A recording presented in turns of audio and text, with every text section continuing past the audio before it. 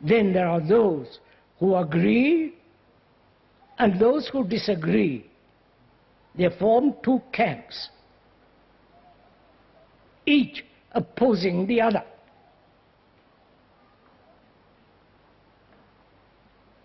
Which is what is happening in the world.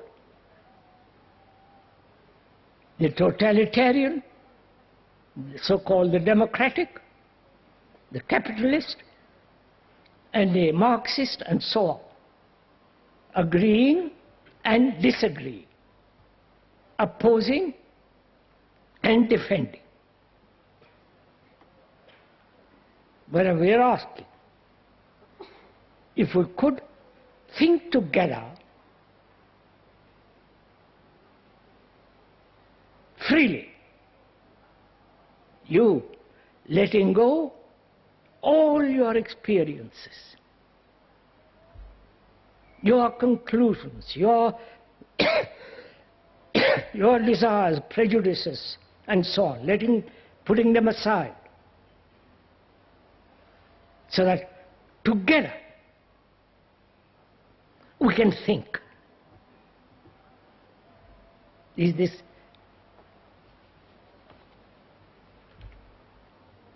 will you do that? You, the speaker, putting aside his beliefs, his opinions and judgments and evaluations, his hopes and so on, and together think. Not about something, but think. Is this, shall we do it? Which means that being free for our own personal problems, urges, demands, fulfillments, and so on, being free to investigate together, not investigate into something, but the capacity, the spirit of investigation.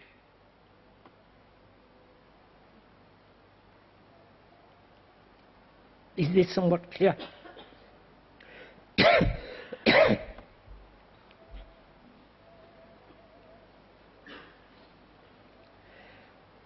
Which requires not only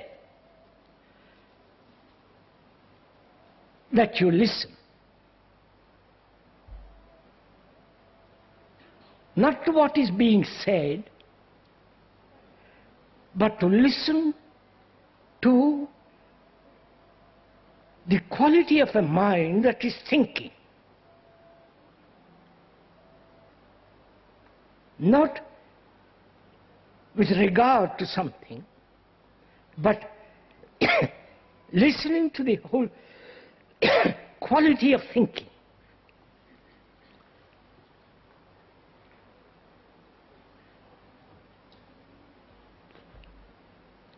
Which requires certain awareness and attention.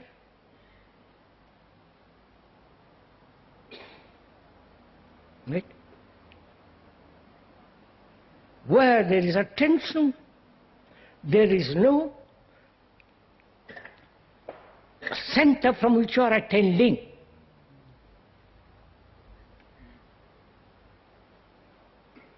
I wonder if you're doing it as we are talking. That is, when you attend,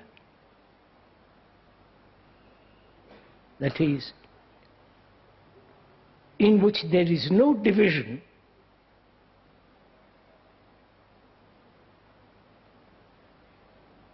then in that attention,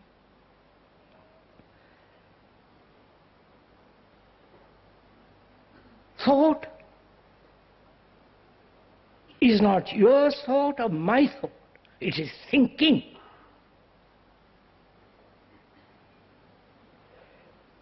Is this, can we proceed along these lines? Are we following each other?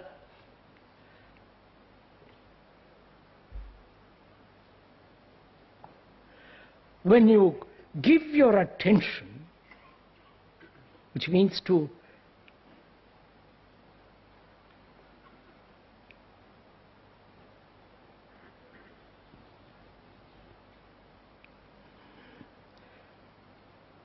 give all your mind, your heart, your nerves, to completely give attention, do you find that there is a center from which you are attending?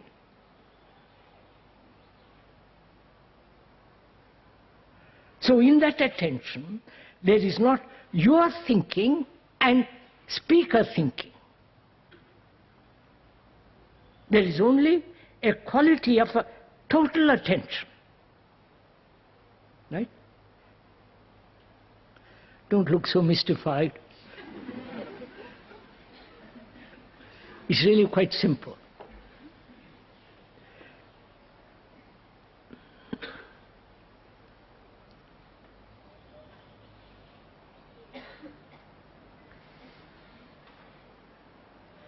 You see,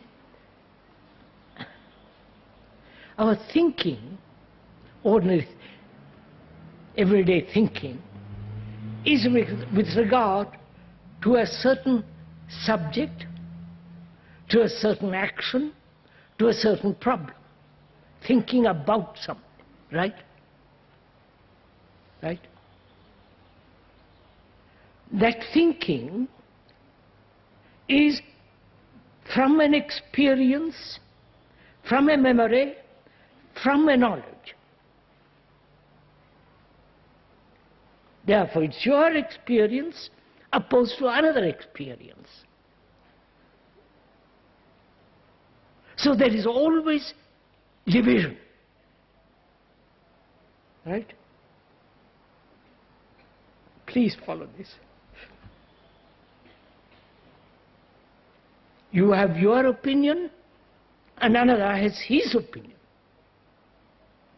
And the two divisive opinions, dividing opinions, can never come together.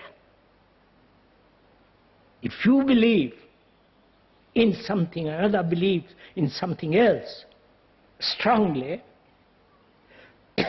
then there is wide cleavage to that way of thinking we are accustomed. Right?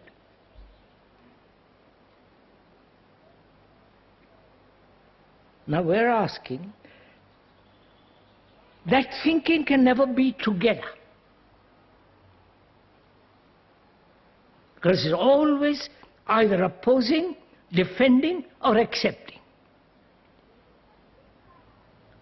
Whereas we are saying something entirely different. Thinking together implies that you and the other have let go all his prejudices and all the thinking together.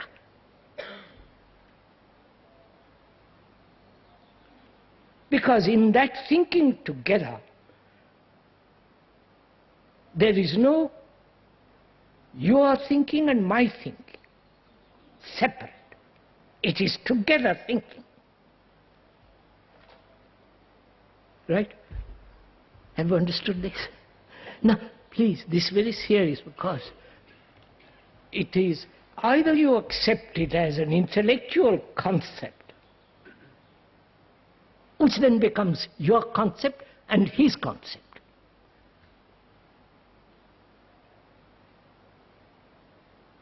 If you merely accept the verbal explanation